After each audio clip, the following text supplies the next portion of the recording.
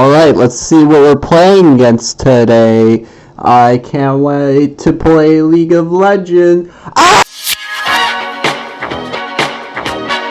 Oh, that does not look good. Oh my god.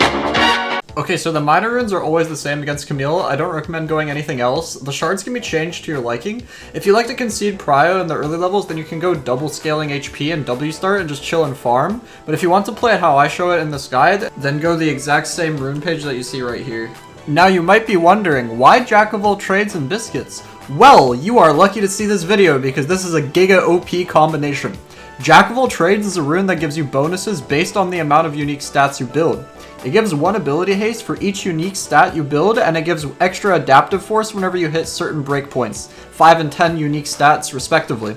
So to start off at level 1, we build Doran's Blade every time since it gives 3 unique stats for a starting item, which is insanely strong with this rune.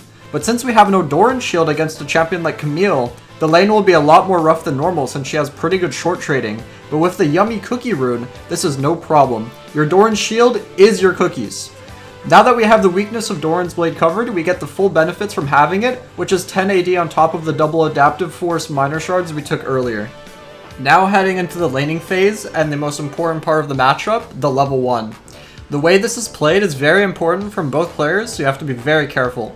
The main ability in Camille's kit that counters Garen is her passive shield, and it's important you get it on cooldown as soon as possible before you try to trade. The easiest way to do this is to trade an auto attack with Camille, and then walk away when she has it up and to kite out the duration until it goes on cooldown. Once it does, you can start spinning on the wave and her if she's in range so that you can play for a 2-wave crash. It is very important you keep in mind that Camille's passive at level 1 has an 18-second cooldown, so whenever you see her use it, try to count in your head for 18 seconds. If you start to take a lot of damage for playing aggressively, it's okay to pop a biscuit at 2 minutes so that you can safely crash the second wave. Camille's wave clear early game is really bad, so it's pretty easy to use your minion lead to push the wave in. Once you've got the wave under the tower, you can just sit in the bush and wait for your passive to heal you up so you can slowly win the trade while she has no sustain. Alright, here's some footage of me versus a Challenger Camille player. Again, level 1 poking off the passive there. She opts to go W just to get a little bit of a poke, but I actually am able to hit like my entire spin almost, which was really good after her passive fell off, and that's really important to do that, especially since you've got D-Blade and double adaptive force. And so level 1, once again, you're just kind of playing for that early shove since she doesn't really have that much wave clear. And again, poking off her passive, remember it's 18 seconds, and so, you know, it's totally fine to trade autos when you're going to hit level 2 first, and boom, I hit level 2, and I just try and abuse that level up timer, and boom. So making use of your early game advantage with your wave clear is really important versus a champion like Camille, where she only has single target damage, so it's really good to push in the wave like that. And so now, again, it's basically the same way the whole way you play the matchup. You just basically poke her passive off, and then you go for an auto attack, or you maybe go for an E. Maybe you slam down a Q if she's playing a little bit safe.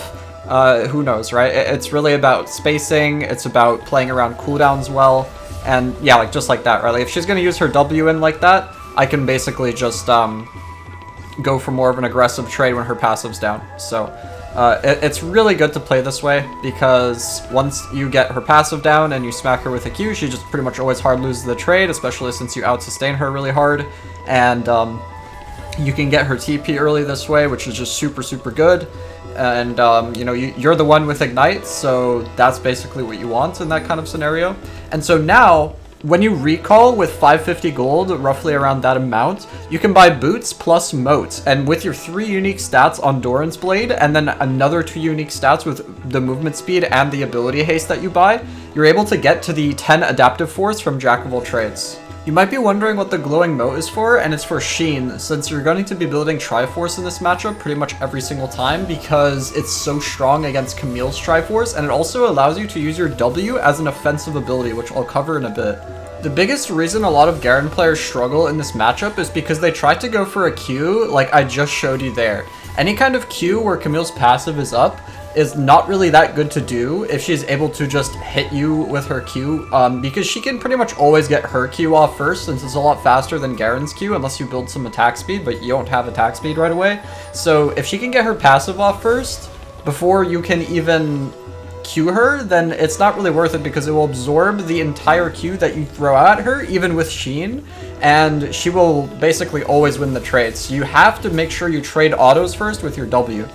You can see right here that I'm scared to actually throw in the Q because she will just hit an auto attack right before I even hit my Q and absorb the entire Q, which would be really bad because I just waste the cooldown. So instead, I opt to walk away. The correct way to trade, which is way better with Sheen by the way, once you have W, just use your W to activate Sheen and just go for an auto attack and trade Grasp. Right when you do that, her passive will fall off, and then when your Sheen is up again, you can just go for a Q, and that is the best way to trade Camille. Another important thing to consider when you're playing against Camille is that she has one of the best gank setups in the game. Whenever she presses R, you're just kind of locked down, which is the main reason why you don't go phase rush. So you have to have a really keen idea on the jungler's location, and if you don't, you have to play pretty safe. Some people might say that Camille outscales Garen really hard, and that's sort of true, but as you can see, all I really need is a small gold lead and an ignite advantage, and I pretty much just hard win the sideline 1v1. It's not even really close, even if I play the trade incorrectly. Now you might be wondering, how do I get 10 unique stats on Garen? What kind of items do I have to build? Well, it's pretty simple. If you go plated steel caps, you're going to have to go Zeal and one other kind of unique stats. So it could be lethality, it could be armor pen. Depending on the game, you might want armor pen or you might want Yomu's. So if you want Serpent's Fang, Yomu's or whatever, you can go Serrated Dirk and a Zeal to get all 25 adaptive force. You could also go Last Whisper for some armor pen, that also counts. You can also go Merc Treads and then Zeal, and then that's all 25. Literally, with just D-Blade, Triforce, Merc Treads, and Zeal, you'll have all of the 25 adaptive force from Jack of all trades. That's why it's really good, if there's a Merc Treads angle, to definitely go this rune.